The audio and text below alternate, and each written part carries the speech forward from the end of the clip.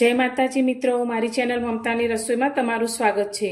मित्रों, आज आपणे बनावीशुं तुरियानुं शाक। तो तुरियानुं शाक तो बधाना घर में बनतुं ज होय छे, पण एकवार आ रीते बनावी जोजो। खूब ज टेस्टी एवुं आपणुं शाक बनीने तैयार थाय छे। फक्त 5 ज मिनिटमां आपणुं शाक बनीने तैयार थशे। तो अत्यारे शाक बनाववा माटे मैं 500 થી 600 ग्राम जेटला तुरिया लीधा छे।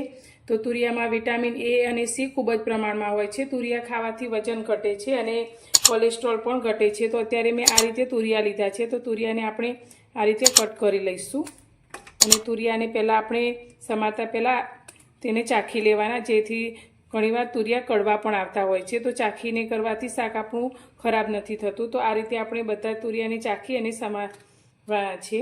तो पहला तो आ रीते ऊपर तेनी छाल होय तेने आपणे काढी लईशुं।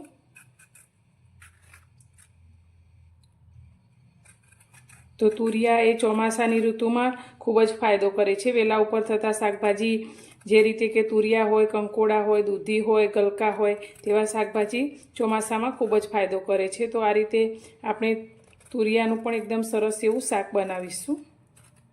तो बधा तुरियाने आपणे छाल काढी लईशुं અને છાલ કાઢ્યા પછી તેને આપણે મીડિયમ સાઇઝના ટુકડા કરવાના છે।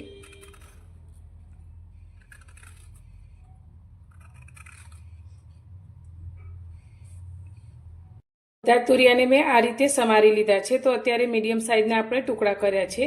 तो तुरियाने आपणे पहेलेथी धोई अने तेनी छाल काढीने आ रीते समारी लीधा छे। तो तुरिया पचवामां खूब ज हळवा होवाथी सांजना समये तमे खीचड़ी साथे अथवा बाजरीना रोटला साथे आ शाक खाई शको छो। तो फ्रेंड्स, तमने मारी आ रेसिपी थोड़ी पण पसंद आवे तो विडियोने लाइक करजो अने वधुमां वधु शेर करी चेनल पर नवा हो तो चेनलने सब्सक्राइब जरूरथी करजो। हवे आपणे शाकनो वघार करीए। अत्यारे हूँ शाक कुकर में बनावुं छुं, एटले अत्यारे कुकर में मैं 3 चमची जेटलुं तेल गरम करवा माटे राख्युं छे। तो तेल आपणुं थोड़ुं गरम थई जाय एटले तेनी अंदर आपणे अर्धी नानी चमची जेटली राई एड करीशुं। राई फूटी गई छे तो आपणे अर्धी चमची जीरुं एड करीशुं अने साथे आपणे थोड़ी हींग एड करी दईशुं। हवे आपणे जे तुरियाने समारीने राख्या छे तेने आपणे कुकर में लई लईशुं।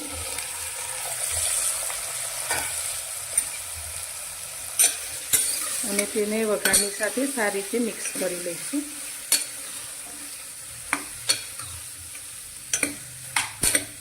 તો तुरियाમાં પાણીનું પ્રમાણ ખૂબ જ સારું હોય છે, એટલે આપણે અત્યારે હાલ શાકમાં પાણીનો ઉપયોગ નથી કરવાનો, પણ આપણે જે રીતે રસો રાખવો હશે તે પ્રમાણે આપણે પાછળથી પાણીને એડ કરીશું। તો અત્યારે હવે આપણે ગેસની ફ્લેમ ધીમી કરી દઈશું અને કુકર ઉપર ઢાંકણ ઢાંકી અને તેને આપણે 2 થી 3 મિનિટ માટે થવા દઈશું અને ત્યાં સુધી આપણે તેના માટેનો ટેસ્ટી મસાલો તૈયાર કરીશું। શાકનો મસાલો તૈયાર કરવા માટે મેં આ રીતે ખાંડણી લઈ લીધી છે। તેની અંદર આપણે અત્યારે સૂકા લસણની 10 થી 12 કળી લીધી છે, તે અંદર લઈ લઈશું। તો આ શાકની અંદર લસણનું પ્રમાણ વધારે હોય તો શાક ખૂબ જ ટેસ્ટી લાગે છે। તમે લસણ ના ખાતા હોય તો તેને સ્કીપ કરી શકો છો। હવે સાથે આપણે મરચાં લીધા છે। તો અત્યારે મેં 1 તીખું લીલું મરચું અને 2 મોળા લીલા મરચાં લીધા છે, તેને આપણે અંદર આ રીતે સમારી લઈશું।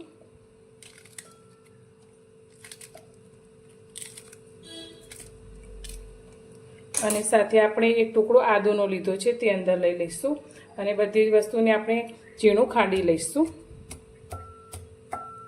બધી જ વસ્તુને આપણે આ રીતે વાટી લીધી છે। તો હવે તેને આપણે બીજા વાસણની અંદર કાઢી લઈશું।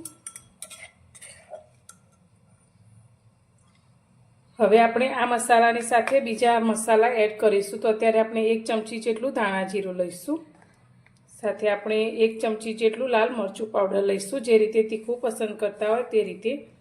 અડધી ચમચી જેટલી આપણે હળદર એડ કરીશું અને શાકના સ્વાદ પ્રમાણેનું આપણે મીઠું એડ કરીશું 1 ચમચી જેટલું અને બધા જ મસાલાને આ રીતે મિક્સ કરી લઈશું। હવે તેની અંદર આપણે થોડું પાણી એડ કરીશું 2 થી 3 ચમચી જેટલું અને સારી રીતે મિક્સ કરી લઈશું। હવે આપણે શાકને જોઈ લઈએ। તો ઢાંકણ લઈ લઈશું અને શાકને જોઈશું। તો તમે જોઈ શકો છો શાક અત્યારે આપણું 3 મિનિટમાં તો ઘણું બધું ચડી ગયું છે। આ શાકની અંદર પાણીનું પ્રમાણ ખૂબ જ સારા પ્રમાણમાં હોય છે, એટલે તેમાંથી પાણી આ રીતે છૂટવું પડે છે। તો હવે આપણે જે મસાલો તૈયાર કરીને રાખ્યો છે તેને આપણે શાકમાં લઈ લઈશું અને સારી રીતે મિક્સ કરીશું.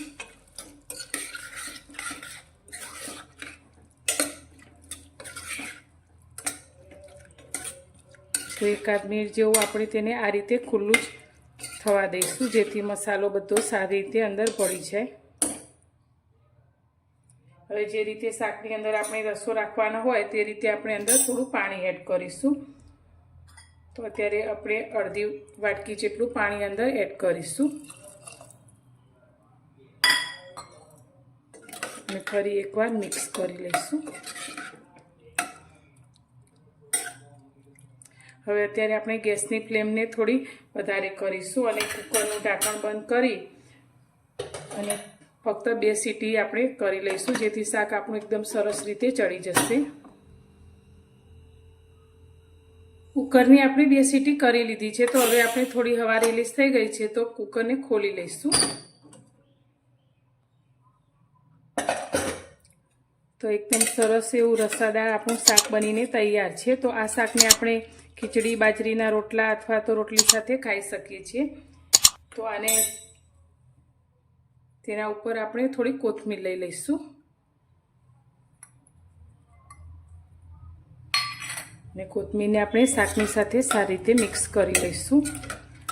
તો મિત્રો, તમને મારી આ શાક બનાવવાની રેસીપી પસંદ આવી હોય તો વિડીયોને લાઇક કરજો, શેર કરજો અને મારી ચેનલ પર નવા છો તો ચેનલને સબસ્ક્રાઈબ કરવાનું બિલકુલ ભૂલતા નહીં. તો ફરી મળીશું એક નવી રેસીપી સાથે નવા વિડીયોમાં.